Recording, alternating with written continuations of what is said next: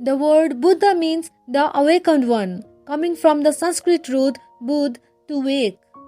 He is a man who was woken fully as if from a deep sleep to discover that suffering, like a dream, is over.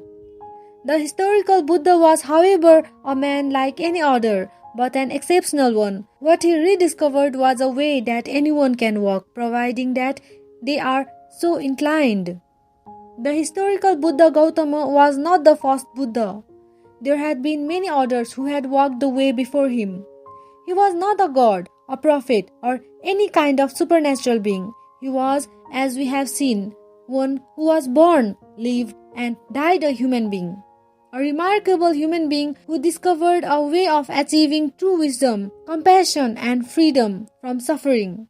He rediscovered an ancient way to an ancient city that had been covered up and forgotten.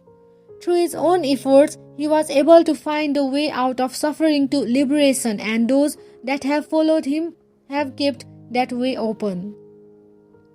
The Buddha did not teach that a God created the universe. He pointed to a great law or dharma running through everything that exists.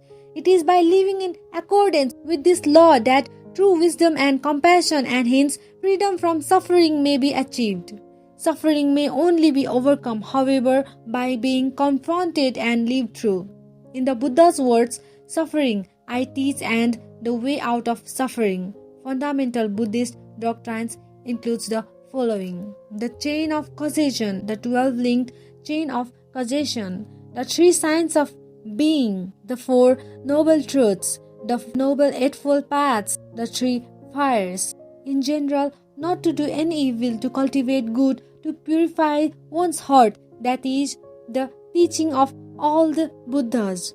Although Buddhists value highly such virtues as loving kindness, humanity, patience, and giving, perhaps they value wisdom and compassion most of all.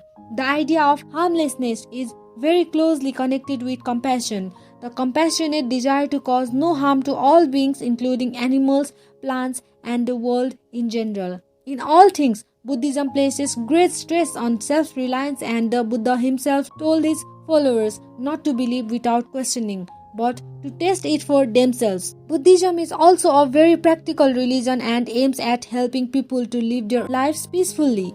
Buddhists also try to practice the Buddhist virtues actively in their everyday lives. The final goal of all the Buddhist practice is to bring about that same awakening that the Buddha himself achieved through an active transformation of the heart and passions and the letting go of I.